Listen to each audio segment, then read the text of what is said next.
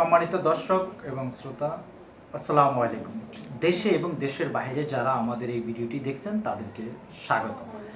দর্শক, আজ আমরা কথা বলবো একজন অসহায় নারীর সাথে, শুনবো তার জীবনের গল্প। আসসালামু আলাইকুম। ওয়ালাইকুম আসসালাম। কি নাম আপু আপনার? মুক্তা। মুক্তা আপু। মুক্তা আপু কেমন আছেন? আছি মোটামুটি। মোটামুটি আছেন। আচ্ছা আপু, আমি একটা জিনিস জানতে চাচ্ছি, আপনার পরিবারে কে কে আছে, মানে ফ্যামিলিতে বাবা মা? আমার পরিবারে কেউ নাই, আমি একা। কেউ নেই? তারা কোথায়? মা মারা গেছে, বাবা চলে গেছে। আচ্ছা, মা মারা গিয়েছে কিভাবে, একটু সেটা জানাবেন? মা অসুস্থ ছিল অনেক। আচ্ছা, মা অসুস্থ ছিল অনেক। অসুস্থ হয়ে মারা গেছে। তখন যখন মারা গেছে তখন আপনার বয়স কত? তখন আমার বয়স 5 বছর। 5 বছর। আপনি তো এখন ঢাকা আছেন, কিন্তু যখন আপনার মা মারা গেছে তখন কি ঢাকাতে থাকতেন? হ্যাঁ, তখন আমি ঢাকায় থাকতাম। ঢাকায় থাকতেন। আচ্ছা, মা মারা যাওয়ার পরে আপনার ভাই বোন তো আপনি একাই নাকি? জি হ্যাঁ, আমি একা। আপনি একা। আচ্ছা, মা মারা যাওয়ার পরে বাবা যখন চলে গেছে, তারপর আপনি কোথায় ছিলেন? আমার ছোট মামার কাছে। মানে ছোট মামার কাছে কে নিয়ে গেছে, মানে সেই গল্পটা বলেন কিভাবে? মামাও ছিল আমাদের সাথেই।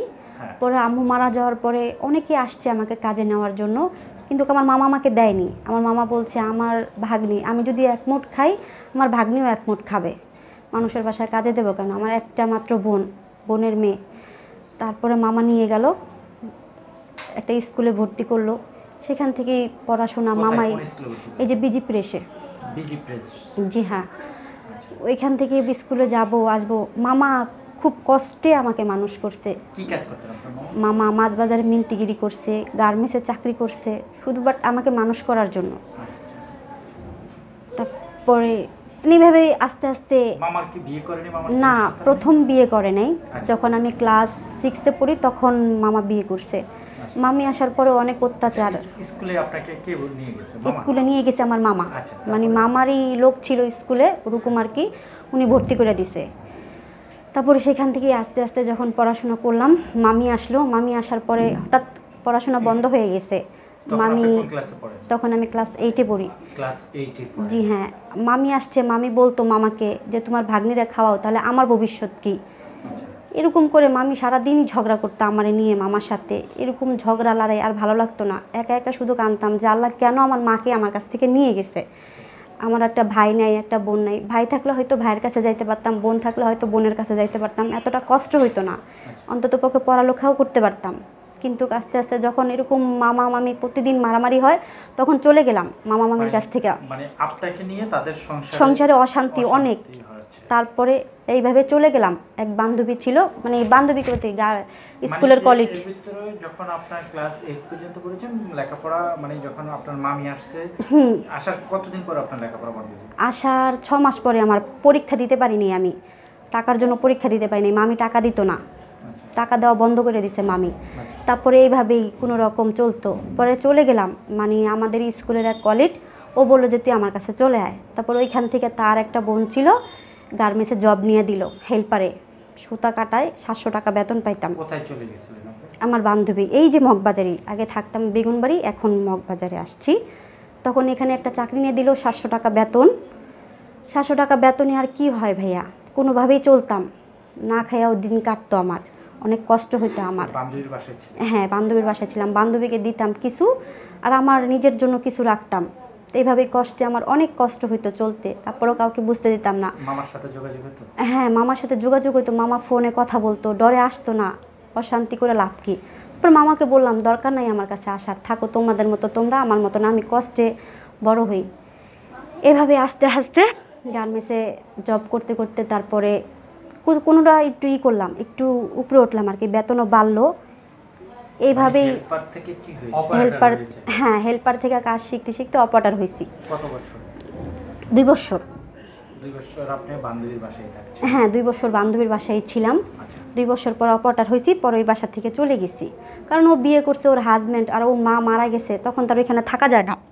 তারপর ওর বাসা থেকে চলে, ওর মা মারা গেছে, তখন ও বিয়ে করছে, আর ওর স্বামী ভালো ছিল না ওরকম। এই জন্য পরে আমি চলে গেছি ওদের বাসার থেকে। তারপরে অন্য বাসায় গেছি।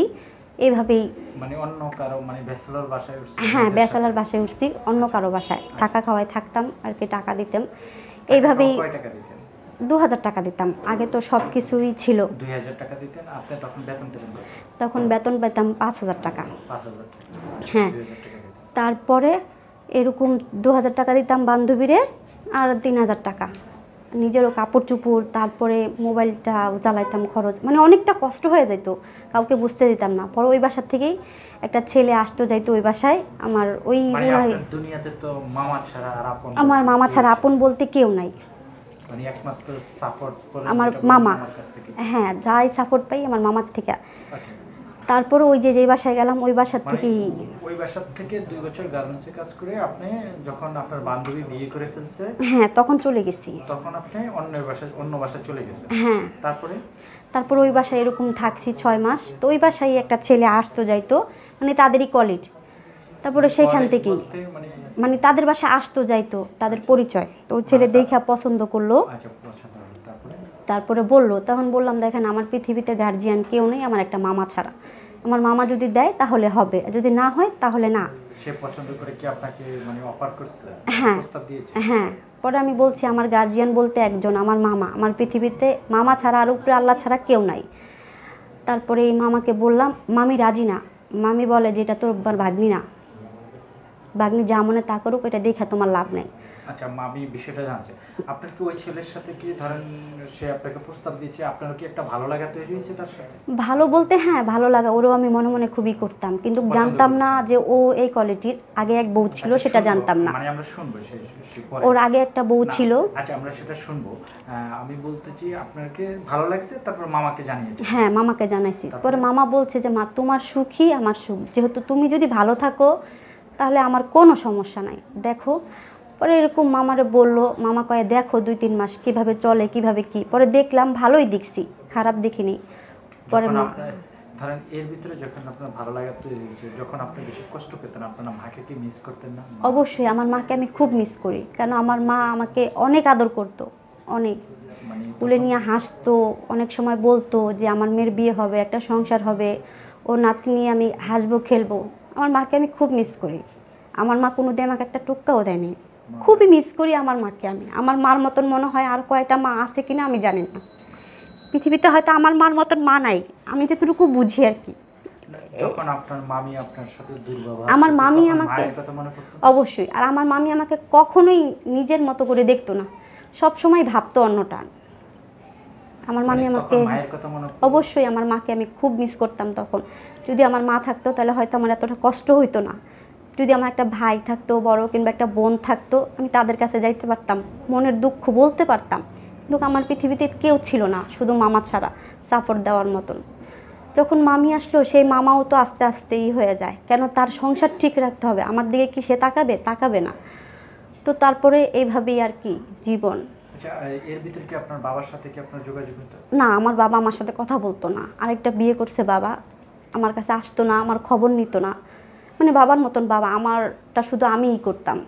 মানে উনি এখনও আমাকে জিজ্ঞেস করে না, এখনও না। এই যে এত কষ্ট আমার, তারপরে সে কোনো দিন বলে না মা তুমি কেমন আছো, কীভাবে চলো, কীভাবে খাও, এখনও না। বিগত আজকে আমার মা মরছে 20 বছর, আচ্ছা, এখনও আমার বাবা আমাকে বলে না যে কি এমনি কি। আমি খুব কষ্টে মানুষ হয়েছি। আচ্ছা আপা, আপনার যে তাকে পছন্দ হয়েছে, তারপরে মানে তারপরে দেখলাম ভালো, 3 মাস এরকম দেখছি, পরে বিয়ে করছি। বিয়ে করেছেন কি আপনার মামা উপস্থিত ছিল? হ্যাঁ, উপস্থিত ছিল, মামা ছিল, মামিও ছিল, মানে মামি সায় ছিল না। আচ্ছা, আপনার এই 3 মাসে তো আপনি তার খারাপ কিছু বুঝতে পারেন না, খারাপ কিছু দেখিনি। আচ্ছা, ভালোটা দেখে তার বাড়ি ছিল কোথায়? চাঁদপুরে। চাঁদপুরে। আর জি, আপনার বাড়ি? আমার বাড়িও চাঁদপুরে। আচ্ছা, চাঁদপুরে ওনার বাড়ি কি আপনি চিনতেন বা হ্যাঁ, চিনতাম, বাড়ির পাশাপাশিতেই আর কি। বাড়ির পাশাপাশিতে? জি, বা হ্যাঁ। পরে জানতে পারছেন আপনাদের বাড়ির পাশে তার বাড়ি? হ্যাঁ হ্যাঁ, মানে পরে আগে তো জানতে না, পারেন? আগে জানতাম না, বিয়ের আগে জানতাম না, বিয়ের পরে জানছি। মানে আপনি যে 3 মাস রিলেশন বা ভালো লাগাটা ছিল, তারপরে বিয়ে করেছেন। হ্যাঁ। বিয়ে কোথায় হয়েছে? বিয়েই তো মগবাজার কাজী অফিসে হয়েছে। মগবাজার কাজী অফিসে বিয়ে জি, হয়েছে। হ্যাঁ। তারপরে বিয়ের পরে আপনারা কোথায় উঠেছেন? বিয়ের পরে এই যে এই গলিতে একটা বাসা নিছি, কয় টাকা ভাড়া? 4000 টাকা ভাড়া। 4000 টাকা ভাড়া। তখন আপনি কি করতেন? তখনও আমি জব করতাম। মানে গার্মেন্টসে? হ্যাঁ, ও কাজ করতো, আমিও করতাম, দুজনে খুব ভালোই ছিলাম। তারপরে ও আমাকে মানে রাইখা, সেও কি গার্মেন্টসে কাজ করতো? না না, সে মাছ বাজারে কাজ করতো, মাছবাজারে সে এই কাজ করতো একজনের ঘরে আর কি, বেতন হিসাবে। বেতনভুক্ত হিসেবে মাছবাজারে আড়তে কাজ করতো? হ্যাঁ। হ্যাঁ। আচ্ছা আপু, আপনার বিয়ে হয়েছে, তারপর আপনার 4,000 টাকা দিয়ে এখানে এসে বেগুনবাড়ি থেকে মগবাজার এসে বাসা ভাড়া নিয়েছে। জি হ্যাঁ। হ্যাঁ, আমরা আপনাকে নিয়ে আরেকটি প্রতিবেদন করব, তারপরে শুনবো আপনার সেই গল্পগুলো। দর্শক, আমরা মুক্তাপুরকে নিয়ে আরেকটি পর্ব করব, তখন মুক্তাপুর জীবনে কি ঘটেছিল বাকি গল্পগুলো শুনবো। দর্শক, আজ এই পর্যন্ত। পরবর্তীতে নতুন কিছু নিয়ে আবার আপনাদের সামনে হাজির হব। সে পর্যন্ত আমাদের সাথেই থাকুন, ভালো থাকুন, সুস্থ থাকুন। ধন্যবাদ। আসসালামু আলাইকুম। ওয়ালাইকুম আসসালাম।